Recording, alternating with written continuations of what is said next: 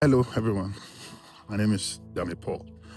Let me quickly say one or two things about Asake and his father. Most times we people don't understand situation of things. Hence, we just say what we think is right, and most times it might not be right. I can actually come into this matter because I have been in Ashake's shoe and I understand perfectly what his anger is all about. I have been there. Because I'm a spiritualist, I'm a prophet, I understand things very well, like from point A to point B, from the place of the spiritual and from the physical. So I am going to be saying this in the spiritual, and I'm also going to be talking to some of us that we just judge things without understanding what we should talk about. There are a lot of us like that we just judge matters and we do not really understand how to judge it. Now, here is it. Let's first of all talk about God. God, the relationship of God with us whenever He wants to make us great. Now, if you take note of people like Abraham, people like David, people like Joseph, a whole lot of them that I can mention, you will see that when God wants to start the journey of their greatness, there is a disassociation. Like God removed them from a particular company. Like Abraham, God said, leave your father's house. That simply means if God is going to bless him, He won't be able to bless him if he remains in his father's house. You know why? Because there are some curses that you can inherit from your father. There are some things you can inherit that can stop the greatness of God. Peradventure, maybe God has plans for you. Yes, you're a good guy.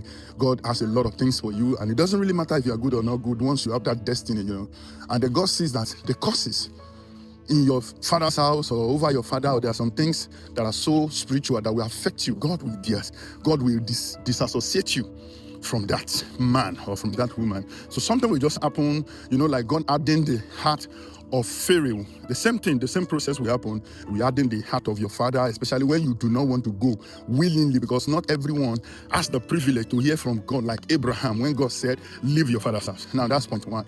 Point two, look at Joseph. Before God could take him to the place that He has planned for him, He took him away from his brothers. But inasmuch he remained in the council of his brothers, there is no way he's going to prosper.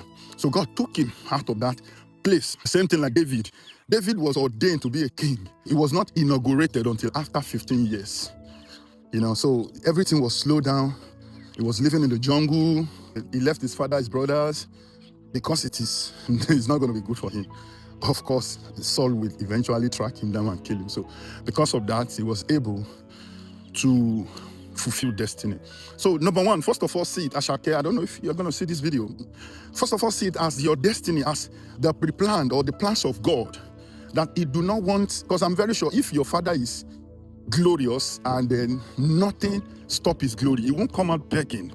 So definitely, your father is a singer, but at the end of the day, you have to come out to start begging for money.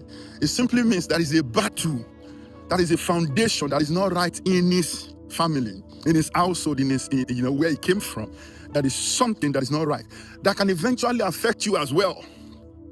But God took you out so that it won't affect you. How would you feel if you are your father now and you are now begging people to bless you? You are talented, you can sing, people help me please, and that, How would you feel? But God did not want that to happen to you. So He took you out. He hardened the heart of your father. I am not sure if He took care of you or not. But I'm so sure that I know before, because you are very rich, so before you could do this, definitely it is a matter of Him ignoring you when you need Him most. You understand? So, first of all, see it as the plan of God for you to be glorious. One of my sisters said to me one day, I said, I am very angry because my father is not in my life. When I needed him most, I did not find him. He was nothing. The education, he was not there for me in any ramification. And my sister said something. He said, well, my brother, you are right. We live with our father. We lived with him for a very, very long time. But what are we today compared to what God has done for you?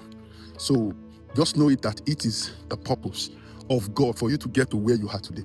So if that is the case, then you don't have anything to get angry about. It is the doings of God for you to get here today. Asake, I can tell you boldly, without any apology, that if your father has stepped in into your life, you won't become what you became today. Or do you think you could have become much greater than this? Don't joke. Stop playing. It doesn't work like that. If your father is in your life, he will have said, no, my son, I want you to be an accountant. I want you to be a banker. and it could have limited your life. Do you understand? So that is point A. That's my spiritual advice for you. See it as the doings of God, as the plans of God for you to get to where you are today. So don't take it as anything. See it as one of those things. Appreciate God, and now do the needful. When it comes to my turn, a lot of people start pleading, they start talking to me. And to God be the glory. Before he died, I did my part. Whatever they call me to do, I try my best to do some of it, if not most of it. So that is that.